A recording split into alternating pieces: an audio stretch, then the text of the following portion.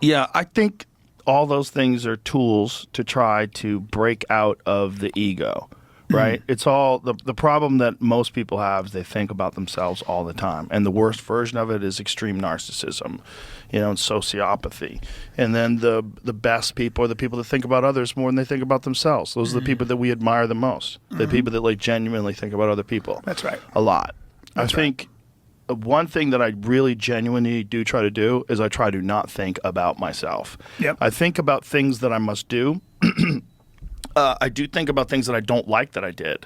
Like, I don't like how I handled that conversation. Maybe I was coming in a little hot. Maybe I was coming in at a 5 and I should have been at a 2. And maybe the reason why it became a contentious argument was my fault. Yeah. And I'm very good. I'm so much better at that than I was when I was younger. At I can have a conversation with someone that I vehemently disagree with and keep it very civil. Yeah, when we were younger, both you and I, we'd start shouting our opinion. Yeah. It was about winning. It wasn't even about... we were all retarded. Yeah. And we were young and stupid, and we had bad role models. There's a lot of things going on there. The worst. And men would shut the fuck up. Men would talk like men. And I grew up essentially feral. I didn't have any normal structure. I feel like I did a little bit too. I think you certainly did. You traveled all over the country, all over the world. You yeah. were in a boarding school when you were in high school. Like 13. Yeah. I remember talking to you about your life story. I'm like, it's amazing you're not more fucked up. Like you should be really fucked up. That's what my aunt and uncle said. They go,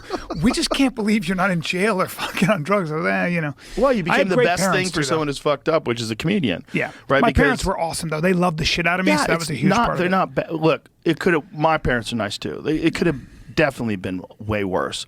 It's not their fault. They had a child in 1967. That's right. And everybody was retarded back then. That's right. And their parents went through the fucking depression. Yeah. So everybody was it was a vile time. Yeah. With so many different aspects of our society, with violence and crime, and it was, no one knew what the fuck was going on.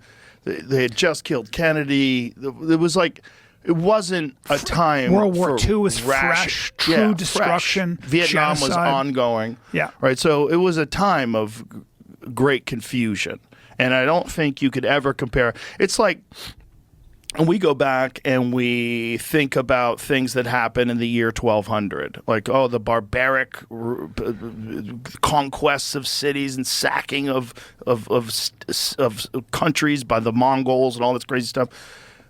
It's a different time. It's a different time. There's different people in a different time. Our parents grew up in a different time.